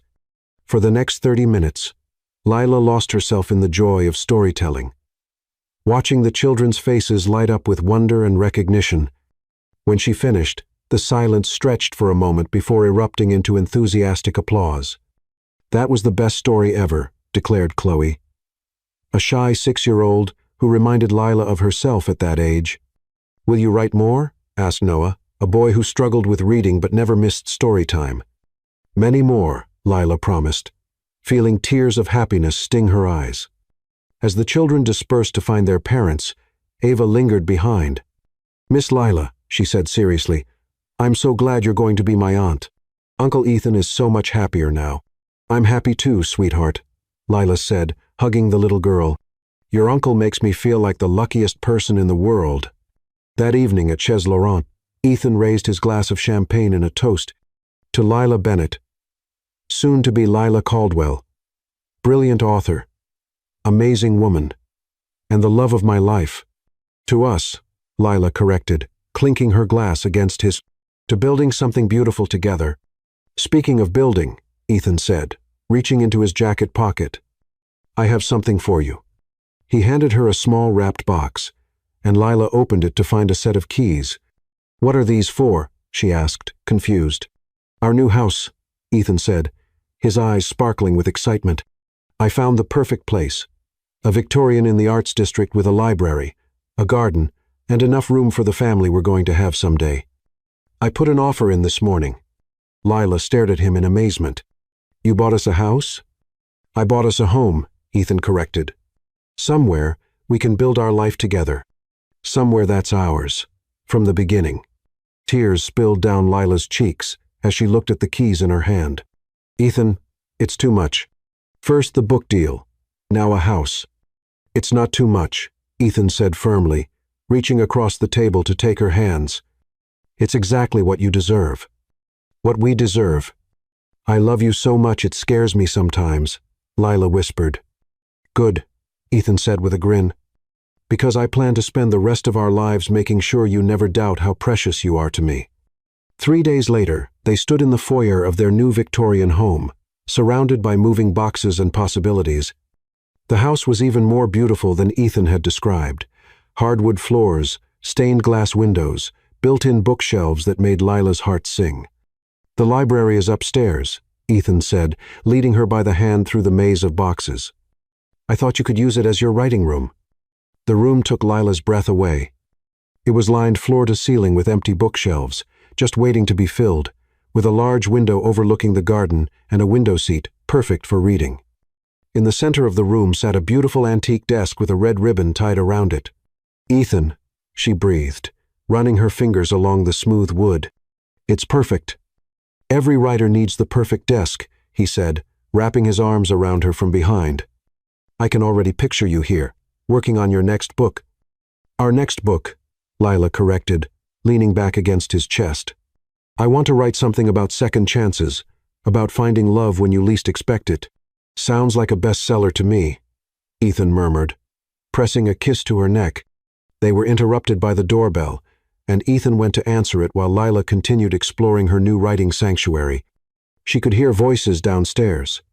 Ethan talking to someone in a tone that was polite, but cautious. Curious, she made her way downstairs to find Ethan talking to a delivery man who was holding an enormous bouquet of white roses. "Lila Caldwell?" the man asked, looking between them. "Almost," Lila said, accepting the flowers. "I'm Lila Bennett, but I will be Lila Caldwell in 10 days. The card attached to the bouquet was expensive cream-colored cardstock with elegant script. Lila opened it with trembling fingers, somehow knowing who it was from before she read the words. "Congratulations on your engagement and your book deal. Perhaps it's time we talked. Margaret Caldwell." Ethan read the card over her shoulder, his body tensing behind her. "What do you want to do?" he asked quietly. Lila stared at the flowers for a long moment, thinking about the woman who'd once made her feel so small and worthless. Then she thought about everything she'd accomplished, everything she'd built with Ethan, all the ways she'd grown stronger. "Call her," she said finally. "Set up that dinner your father mentioned. It's time." "Are you sure?" "I'm sure," Lila said, turning in his arms to face him. "I'm not the same person I was 6 months ago. I'm not going to let her intimidate me anymore." "What changed?" Ethan asked, though he looked like he already knew the answer. "You," Lila said simply. "You showed me what it feels like to be truly loved. And that changed everything. When someone loves you the way you love me completely, unconditionally, fiercely, it's impossible to believe you're not worthy of that love." Ethan's smile was radiant as he cupped her face in his hands. "Have I mentioned lately that you're the most incredible woman in the world?" "Show me," Lila whispered. And he did, kissing her thoroughly. Later that evening, as they sat in their new living room, surrounded by half-unpacked boxes, eating takeout Chinese food on paper plates, Lila felt overwhelmed with gratitude for the life they were building together. "No regrets?" Ethan asked, following her gaze around their chaotic but beautiful new home. "Only one," Lila said seriously. Ethan's face fell. "What?" "I regret that it took me so long to believe I deserved this," she said softly. "All those years thinking I wasn't good enough, wasn't worthy of love like this. I wasted so much time being scared." "You didn't waste time," Ethan said firmly. "You were becoming the woman I fell in love with. Everything you went through, every experience that made you who you are, It all led you to me. And me to you, Lila agreed, curling up against his side on their new couch. Besides, Ethan added with a mischievous grin, if you'd been confident and self-assured when we met, you probably would have been too intimidating for a poor doctor like me. Lila laughed, the sound echoing through their new home like a promise of all the joy to come. Poor doctor, you're a millionaire. Money doesn't mean anything without someone to share it with, Ethan said seriously. You taught me that. As they sat together in comfortable silence, Lila thought about the dinner with Ethan's parents that was now inevitable. Part of her was nervous about facing Margaret Caldwell again, but a larger part of her was actually looking forward to it. She was no longer the frightened girl who'd fled Ethan's penthouse in tears. She was a successful author, a beloved fiancée, a woman who'd helped build something meaningful and lasting. Margaret Caldwell could throw all the insults and intimidation tactics she wanted. They would bounce off Lila like water off a duck's back because she finally understood what Ethan had been trying to tell her all along. She was worthy of love, worthy of happiness, worthy of the fairy tale life she'd always dreamed of but never believed she deserved. And in 10 days, she was going to marry the man who'd shown her that fairy tales were real. You just had to be brave enough to fight for them. Chapter 10. Forever in each other's arms. The morning of their wedding dawned crisp and clear, with golden sunlight streaming through the windows of the bridal suite at the Grandview Hotel. Lila stood before the full-length mirror, hardly recognizing the radiant woman looking back at her. Her wedding dress was a masterpiece of ivory silk and delicate lace, with a sweetheart neckline that showcased the pearl necklace Ethan had given her, his grandmother's, the one piece of Caldwell family jewelry that held love instead of obligation. You look like a princess, Zoe said from behind her, adding the finishing touches to Lila's upswept hair. As her maid of honor, Zoe had been instrumental in planning the perfect intimate wedding. I feel like one, Lila admitted, smoothing her hands over the flowing skirt. I keep expecting to wake up and find out this was all a dream. Lila. Zoe's voice was gentle. There's someone here to see you. Lila turned to find Margaret Caldwell standing in the doorway, elegant as always in a navy blue dress. The older woman's expression was unreadable as she took in Lila's appearance. Mrs. Caldwell, Lila said, standing gracefully despite her racing heart. I wasn't expecting to see you before the ceremony. I wanted to speak with you privately, Margaret said, reaching into her purse to pull out a small velvet box. These belonged to Ethan's grandmother. She was a remarkable woman, strong, intelligent, compassionate. She would have liked you. Lila stared at the stunning diamond earrings in shock. Mrs.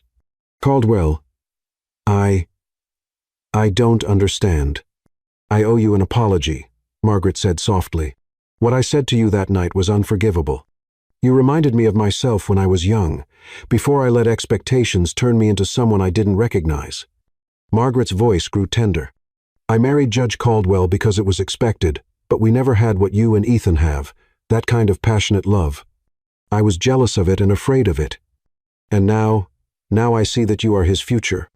Margaret said simply, Welcome to the family, Lila. I promise to do better. An hour later, Lila stood at the back of the chapel, her arm linked through her mother's. The intimate stone chapel with stained glass windows was perfect for their closest friends and family. The music began, and Ava started her careful walk down the aisle, scattering rose petals with the seriousness of someone performing surgery. Zoo followed in her deep green dress. Then the wedding march began, and everyone rose to their feet. But Lila only had eyes for Ethan. He stood at the altar, in a perfectly tailored black tuxedo, his dark hair slightly tousled. When he saw her, his face broke into a smile so radiant it nearly brought her to her knees. His eyes filled with tears as he watched her approach, and she could see him mouth, So beautiful. Judge Caldwell was officiating, a surprise that had meant more to Ethan than he'd expected. As Lila reached the altar, her mother placed her hand in Ethan's with a whispered, Take care of my girl. Always, Ethan promised, his voice rough with emotion. Dearly beloved, Judge Caldwell began warmly, We are gathered here today to witness the union of two souls who have found in each other their perfect match. When it came time for vows, Ethan went first. Lila, he said, his voice shaking as he held both her hands. 6 months ago, you walked into my office and changed my life forever. You taught me that real love isn't about finding someone who fits into your existing world. It's about finding someone who makes you want to build a completely new world together." Tears streamed down Lila's cheeks as he continued. "You've made me braver, kinder, more genuine. I promise to spend every day of our marriage making sure you know how precious you are, how grateful I am that you chose to love me back." When it was Lila's turn, she looked into Ethan's beautiful green eyes and found her voice. "Ethan," she began clearly, "you taught me that I was worthy of love when I didn't believe it myself. You saw the woman I could become and loved her into existence. You fought for us when I was too scared to fight for myself." Her voice broke slightly, but she continued, "I promise to be your partner in all things. I promise to love you not just when it's easy, but especially when it's hard. And I promise to never forget that fairy tales are real, because you've given me one." Judge Caldwell smiled as he pronounced them husband and wife. "Ethan, you may kiss your bride." Ethan cupped Lila's face in his hands, his thumbs brushing away her tears of joy. "Mrs. Caldwell," he whispered, and then he was kissing her with all the love and passion in his heart. The reception was held at their new home, with the garden strung with lights. Ava insisted on giving a toast, standing on a chair to reach the microphone. "Uncle Ethan used to be sad sometimes," she announced, "but then he met Miss Lila, and now he smiles all the time. I think that's what love is supposed to do." The simplicity of the 7-year-old's words brought tears to everyone's eyes. The most magical moment came during their first dance as husband and wife. Ethan held her close as they swayed to At Last by Etta James, whispering sweet words meant for her alone. "Any regrets, Mrs. Caldwell?" he asked as the song neared its end. "Only that it took us so long to find each other," Lila said, looking up into his face with wonder. "I love you, husband." "I love you, too, wife," Ethan replied, sealing the words with a kiss that tasted like champagne and promises. As the reception wound down, Lila and Ethan stood alone in their beautifully decorated garden, still in their wedding attire but finally blissfully alone. "Hello, husband," Lila said, stepping into his arms. "Hello, wife," Ethan replied, pulling her close. "How does it feel to be married?" "Like coming home," Lila said simply. "Like everything in my life finally makes sense." Ethan lifted her in his arms, making her laugh as he carried her toward the house. "Ready for our wedding night, Mrs. Caldwell?" "I've been ready for this my whole life," Lila whispered against his neck. Their bedroom had been transformed. Rose petals scattered across the bed, candles flickering on every surface, champagne chilling by the window. Ethan set her down gently and turned her to face the mirror, his hands coming to rest on her shoulders. "Look at us," he said softly. "Look at what we built together." In the mirror, Lila saw a confident, radiant woman in a beautiful wedding dress, standing beside the most handsome man in the world. But more than that, she saw two people who had found their perfect match. "I see forever," she whispered. They made love that night with a passion that was both tender and consuming, celebrating not just their wedding but the journey that had brought them to this moment. Every touch was a promise, every kiss a declaration, every whispered endearment, a vow to love each other for all the days of their lives. Afterward, as they lay entwined in their marriage bed, Lila traced lazy patterns on Ethan's chest while he played with her hair. "I have something to tell you," she said softly, her heart racing with nervous excitement. "What is it?" Ethan asked, his voice drowsy with satisfaction. Lila took a deep breath, then smiled up at him. "I'm pregnant." Ethan went very still, his hand freezing in her hair. "What?"